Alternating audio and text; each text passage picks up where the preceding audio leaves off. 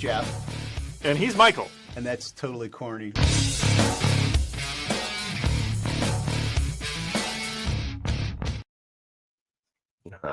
That puts a smile on my face. I still like that intro every time I see it. That was creative inspiration. Yeah, it does put a smile on my face. There's a new feature on the app here that we use, and you'll see on your side of the screen scrolling when people comment in the comment section. It'll come up. It'll pop up. You see, Chloe's the first one. She says, "Good morning." Good morning. So don't allow it to distract you. But I like having at least for posterity, people who aren't able to watch this live, they're able to watch back and see any of the activity going on in the comments section. So I like that they've added that feature. Right now, currently it's called the beta test, but hopefully it'll stick around. Good to see you, my friend. Good to see you as well. How are things going on your end? Well, the beard is getting longer, and your face is as clean shaven as ever. It is. That's I have to say, I've never really put a concerted effort to grow into growing a beard, but I have had times where I've been out camping or backpacking for a couple of weeks, and it will grow. And one, I don't think my wife would like it anyway, but two, I find it a little bit more annoying to deal with than shaving, and so I can see either way going on that, but I've never done it long enough to get comfortable with it. So. You don't have to worry if you're going to hate on my beard. You can hate on it. That's fine. I didn't say I was hating on it. I was just saying I find that they get all scratchy and everything. So, well, don't want to dwell on it too much, but it's not much work at all. In fact, it's less. It just kind of grows, and I mean, I do have moments and events where on it need it to look somewhat groomed, and so I do a little shaving right up here to keep this clean on occasion, and then it kind of gets out of hand over here, so I gotta anyway. You should try it. Just kidding. No, it's temporary. keep assuring my wife that she'll see my face again one day. Well, enough about that. Well, how are you in general? How's life going? Going pretty well. Just have been working on a book, kind of a more general audience book about how science and apologetics and points to Christianity and how that connects. And so it's been a lot of fun. I've been doing a fair bit of just study of, what is creation and what was God doing, and realize that in some sense, the whole old earth, young earth, death before the fall, we get so hung up on a couple of pieces of minutia that we miss the vast amounts of theology that's in scripture, that it's like, oh, that is so cool. And so it's been fun to do that.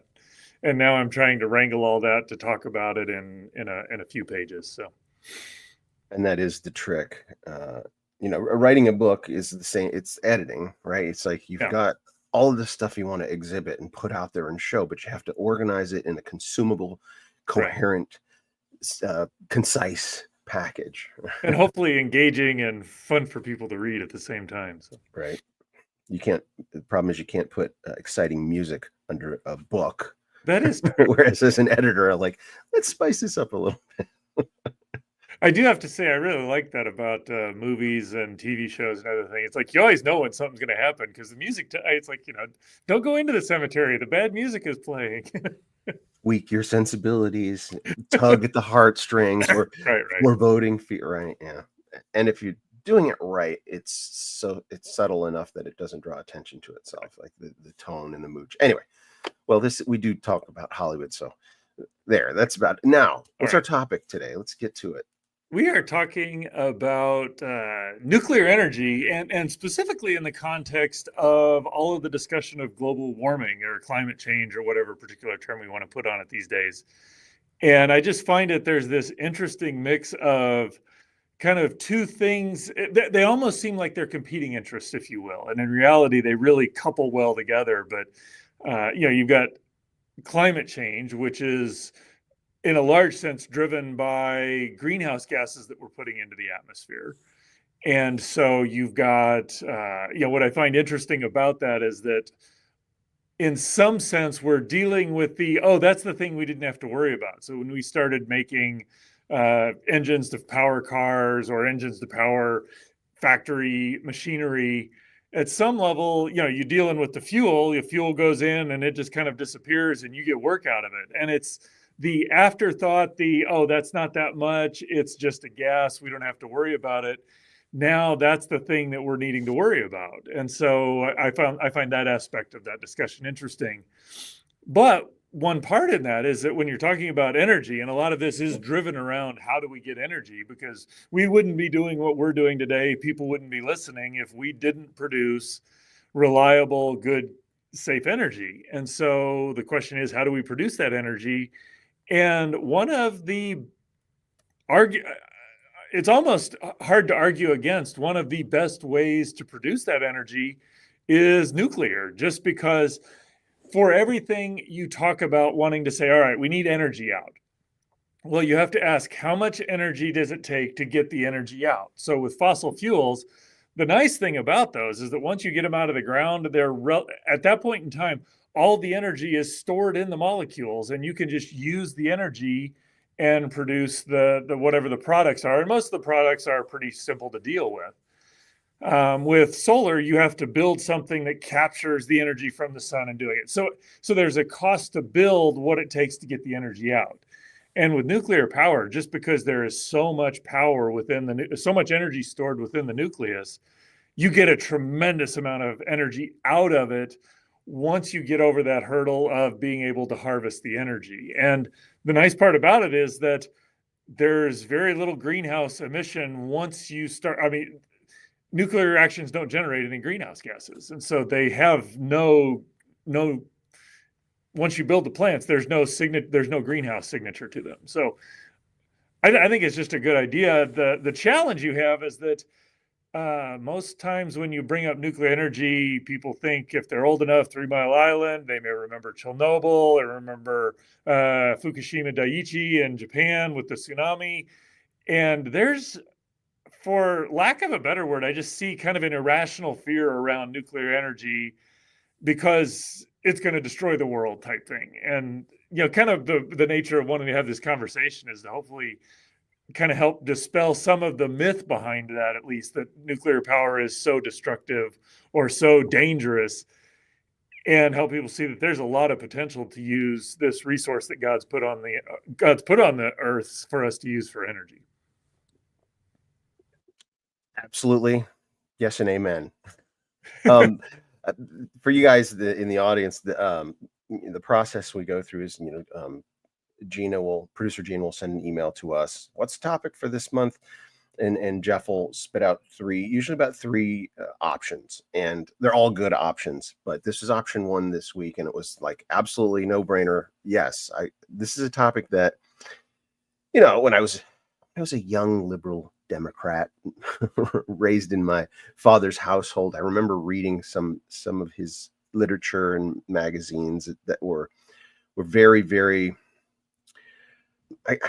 Maybe fear-mongering is kind of the term for it, but very maybe one-sided extremist environmental kind of stuff that just kind of building up the fear and of the negative impacts of nuclear and big industry and corruption and all the negativity, things that it's easy to build a narrative to scare people, right? It's easy to build a narrative to scare people about the unknown. And yet people are just in general fear of the unknown. And then and then you have some cases to support your argument, like you mentioned, 3 Mile Island and what's the name of the one in Japan? Japan is Fukushima. Fukushima. Yeah. And then Chernobyl.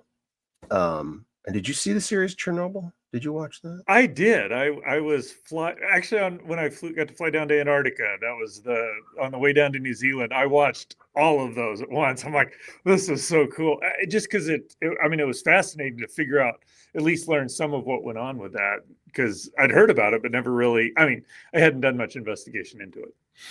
Well, for this discussion, that I love that, but also for the greater discussion of what I'm doing, the series Chernobyl is exactly or almost exactly what I'm wanting to do with the narrative that I'm telling, be as historically accurate as possible. As I was watching Chernobyl, I'm like, this has the texture of like, feels like they're trying to be true to the details. And so, but I didn't look into it first. I just watched it, enjoyed it thoroughly. And then at the very end of the last episode, it's what, 4 or 5 episodes. At the end of the last episode, it does that thing. It shows the pictures of the real people and, and next to the actor, and then some of the details about, to kind of finish out their stories. And I got emotional at the end looking at that going, I knew it. I knew like the little story of the woman who was married to one of the guys who had to go in and clean up that's the kind of extra little narrative that Hollywood tends to add to kind of humanize the story. And I'm like, oh, I wonder, I bet that is a true element. I bet that little thing. And sure enough, that one was as true as the rest of it. And the only major embellishment that they did, and this is something that's forgivable and understandable, is that woman scientist that they put as his assistant and counterpart, she was an amalgamation, or she was of all of these other scientists that were working together with him. They put all of their involvement and activity into one person's narrative, which makes it easier rather than trying to keep track of all these different people. They took that, and so that's the forgivable thing, to tell the story in an efficient way. So, but also in that narrative, it shows it's like, oh well, this disaster was because they just it was politicized, that they had pressure and they had egos and they had people not wanting to, right? It's like, there's a bad thing, got to do this. It's like, no, I know what's right. And it was the human error that led to the disaster, not the technological error, right? Not something that right? It's like, well, it's a mix of both. I mean, yes, I guess we'll say this.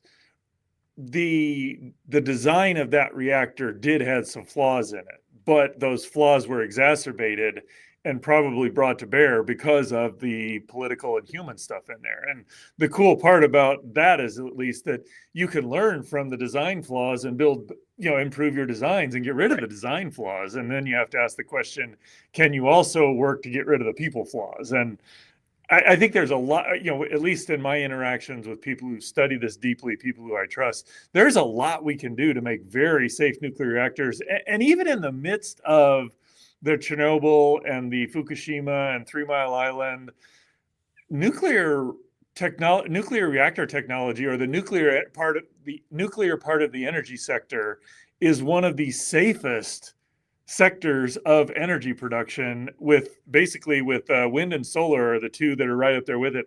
Everything else is noticeably more dangerous. So there is, people can account for that. And even with all those big problems, it's still very safe. So, and that's what's excited me of late, recognizing it was a couple of years ago.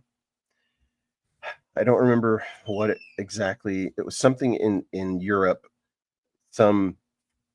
I don't know if it was one country, a couple countries, they made this declaration because of the, I guess the laws that they're enforcing on some of the onerous restrictions they're putting on fossil fuels and energy production, because of a, environmentalist agenda that's not necessarily, out to just, they claim to want to just help and not destroy the future, but they're overly politicized, etc. And so this one nation declared that they were going to abide by these restrictions, but they in their personal, or in their own national policy, they included nuclear and natural gas as clean energy, so that they would that those, because they are, right? And they're like, well, scientifically, these are the cleanest energies out there. Nuclear has 0 greenhouse gas emissions, so that qualifies, in this restriction. And so I was like, okay, if there are nations that are seeing past the politicized side of it, saying, wait, we have the technology here and now to provide abundant, safe energy. So I think it is the future. I think more and more people are going to be coming to their senses. So. Well, one thing we do have to deal with, though, is, I mean, at least with fossil fuels, you could kind of be excused for not recognizing that the waste or what's left over of not paying attention to. It's odorless, non-visible gases that seem to have, just kind of disappear, if you will. Whereas with nuclear fuel, there's a noticeable leftover content to that. And, there's actually a really good part of that is that we see what it is and we see this is what needs to be dealt with. But that also gives us the capacity to say, all right, we know there's a problem. How do we deal with that? And that's what's been exciting to me, is seeing that there are not just, well, we might be able to deal with it in the future, but of ways of saying, hey, there are actually technologies that dramatically minimize the amount of quote unquote, or the waste that's left over. Because what I found interesting, is Kevin Birdwell is a scientist that I'm friends with and works in our scholar community. And I've been talking with him about nuclear technology because he's been investigating that quite a bit. That most, the nuclear reactors that are typically used and have been used over the last 40, 50 years, you put fuel rods in there. And when the fuel rods are spent, you take them out and put a new one in. What was kind of surprising to me, having not looked at it more closely, is that a spent fuel rod has only used about 3, 4, 5% of its fuel. So there's still a whole lot of nuclear fuel left in there. But for the integrity of the rods, there's other reasons. Once it's been exposed to that much, we need to take it out and do it. Well, there are new technologies, in particular molten salt reactors, where the nuclear fuel is mixed up in salt. And so you now have this capacity to actually use 95, 99% of all of the nuclear fuel in there. And so we can get rid of the bulk of the waste just by doing that. And that actually may end up being a potential solution to all the stuff that we've got sitting around, is to be able to find a way to extract the old fuel, put it into this new system and use it up. So there's a lot of really cool, if it works, if we can make it work, this will solve a lot of problems and we get an abundant supply of clean energy out of it. And the hurdle is politics, right? The people that have been convinced that it's evil and that you should be afraid of it, etc. But I love that human drive and progress and innovation can't stop it, right? The wheels are always turning. Well, and part of like I said, I look at nuclear fuel and I do find it understandable why there's a little bit of hesitancy and even fear about it. I mean, you look at what most people know about nuclear fuel or nuclear stuff, and it's the bombs that were dropped on Hiroshima and Nagasaki. It's the 3 Mile Island nuclear meltdown. It's none of it's good that you hear about. You hear about these occasional nuclear reactors. In fact, I remember a funny story when my kids were going through school. One of their teachers asked them, okay, how many of you would live within 100 miles of a nuclear reactor? And everyone's like, no, we wouldn't do that. Well, there's one 70 mile. Well, it's been since decommissioned, but there was one 70 miles down the road. And most people just didn't even know it was there. So, I mean, there's a whole lot of nuclear fuel that has been used well, and it's just kind of like the offensive lineman of nuclear, of energy. It's like, unless it goes wrong, you never hear anything about it. And there's never gone wrong. So the offensive lineman of nuclear. That's funny. That's good. Well, earlier you're hitting on some other things that I wanted to ask. So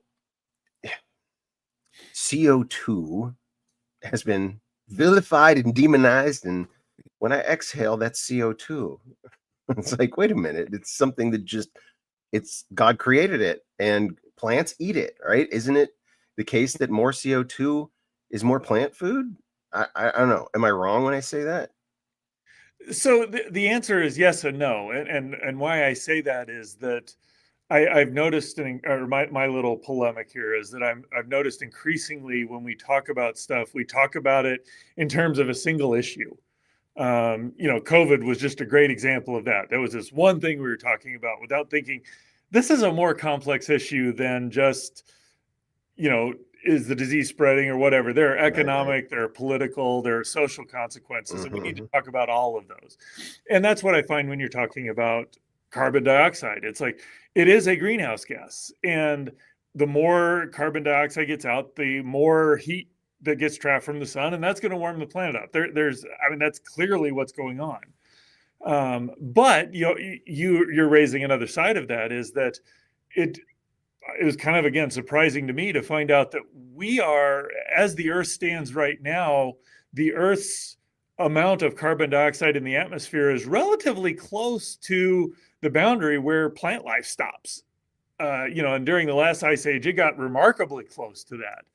And so, there are, or to build off of your point, the more carbon dioxide is out there, the easier it is to grow stuff, and you can actually produce more food, which helps aid in people, and helps mitigate starvation, or helps us deal with starvation problems that are going on. So it's not just a single issue there.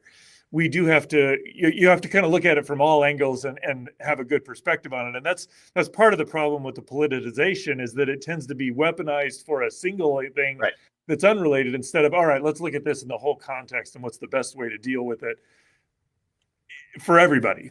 And I think because, there was this period, this generation, that the phrase global warming was the buzzword that we used to fearmonger, right? Global warming is used to fearmonger, as if global warming is a bad thing, right? Global cooling is by far a worse thing, right? If your planet freezes over, right? You want a warm planet, right? And I think I'd asked you this a long time ago. What's like the upper limit that the atmosphere, like, it's not like we're going to get hotter and hotter and hotter and hotter and everything's going to melt. Like, it's a warmer planet. People want to go to Hawaii, right? Or Tahiti, right? They want to migrate to warmer climates, and with more CO2, greener, lusher, tropical climates become more abundant, and deserts turn into green oases. That's just the mental image I have. Even if the polar ice caps melted, like, you would lose, some surface territory, but you'd have more green and more food. I don't know. That's what it seems like to me.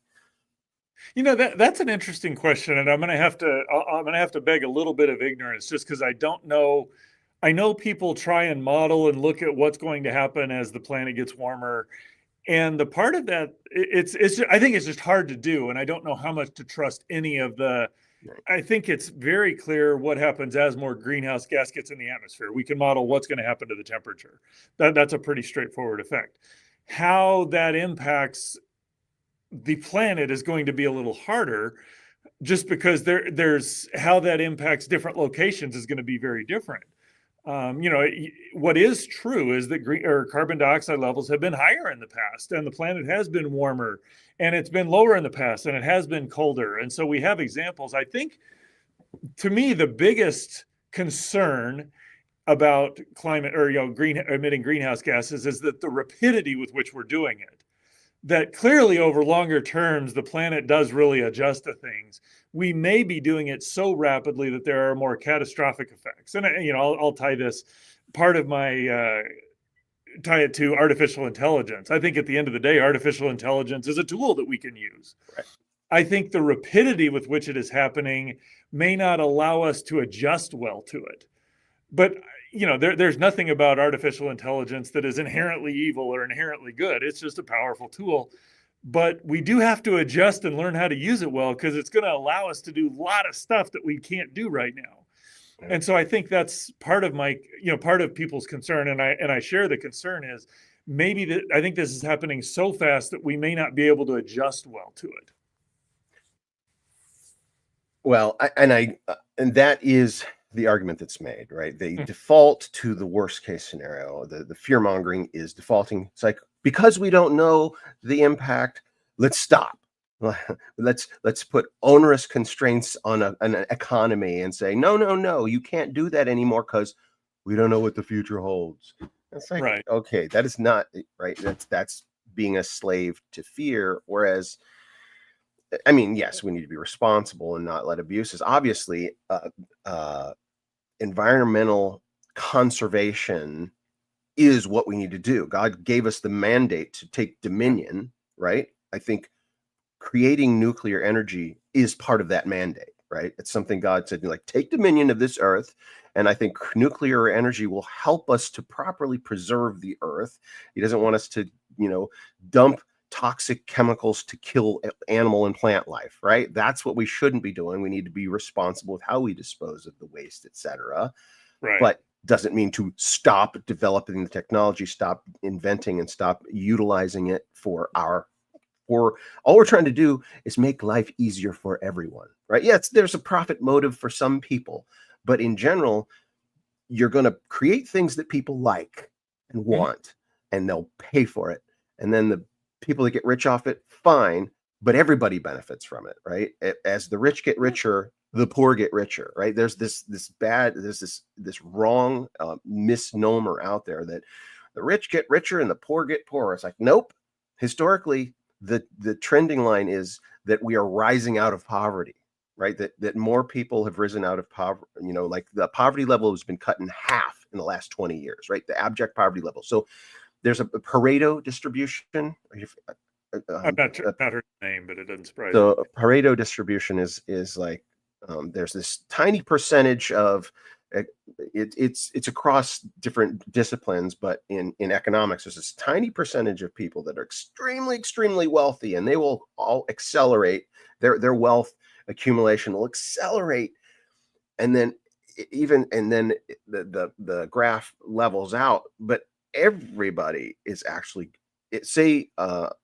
if a rich person is going to get 10 times richer and a poor person is only going to get twice as rich, do you stop progress so that the rich person doesn't get 10 times richer?